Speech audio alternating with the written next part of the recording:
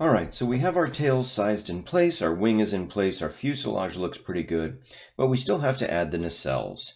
So let's go ahead and jump to our top view and overlay this with the plan form. We'll go ahead and select everything and go to a wire view. Now there are a few ways that you can do engine nacelles in basic modeling. And one of those ways is to use a duct or something called a body of revolution.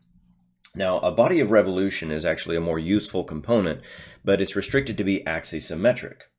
Now, if we come down and look, we actually have kind of an oblong shape for these engine nacelles.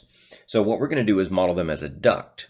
Now, a duct basically takes a NACA 4 series airfoil and spins it around an axis to where the beginning and end cross sections are smack on top of each other. So you have to be kind of careful when you use something like this for, say, a vortex lattice method in VSP Aero, because it just won't play very nicely. But on panel method in VSP Aero, or exporting something for, say, Comp Geom in VSP, or for other design programs, it should work out okay. So we're going to use that as the example.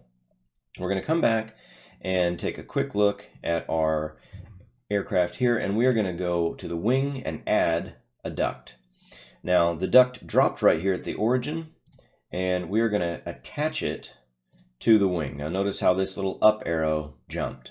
You can see here that I've hidden the one that I've already built because trying to line these things up is a bit tedious, but we're going to go ahead and place this. Now in our model it says that the engines are at 15 feet 10 inches to the right of center line. Let's go ahead and punch that value in and take a look and see if that works.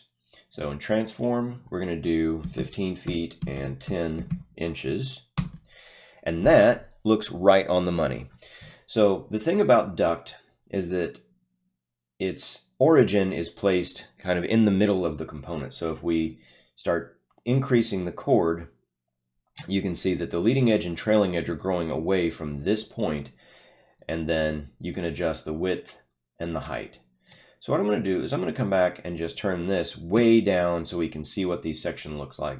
And I'm going to turn the W tessellation up so we can get a nice smooth representation here. So we're going to zoom in a bit, and you can see here, there's the airfoil on one side and there's the other. If we tap R, pick a center, we can see what this looks like a bit more. So you can see that the walls here are a touch thick. If we come to T over C, you can set it to 20%. Let's maybe make that, 12%. And we don't really need any camber or anything like that. So what we're going to do is adjust some of these parameters just to demonstrate how you control them. So you can adjust the width by adjusting this parameter. You can adjust the height, so you can get that kind of squashed oblong shape that we're after. And then shape is simply the position left or right where these feature lines are lofted. So you can either push it down towards the bottom or up towards the top by using a positive value.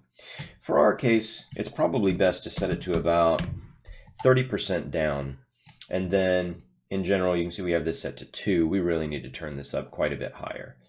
So, anywhere around, for a duct, 19, 20, you see you quickly get a really smooth shape out of this. So we can go ahead and use that position and then snap to a side view, which I've already saved, and we can bring up here, and you can see that all we have to do is go back and, like we usually do, adjust our X location. And in this case, we can use Y rotate to try and line up with this incident angle of the nacelle. We can go back and start tweaking the chord and the position and the height and the width and everything to get it to line up just so. But for right now, I'm going to no-show this component that we've been playing with and show the one that I built. Now, you can see here that the nacelle lines up pretty closely with the way the side view says that it should be. I've placed it in the right spot. The thickness is pretty good. But if we jump to our front view, and in fact, let's just use this one and then jump to the front view that we have saved. Actually, I'll demonstrate this first. Let's jump to our top view. Notice that as measured, this is saying that the leading edge should be at 43 feet 10 inches, but on the drawing, these aren't really in the right spot. Now the reason for that is, again, that the 3-view drawing doesn't have to be exactly right when it comes to the outer mold line. You should always trust your dimensions. So now that we've placed these nacelles, there's one more thing that I'd like to do, and that's to come in and add this little fairing to the top and the top of the fuselage to the vertical tail. And we'll do that in the next video, and then we're going to wrap this up.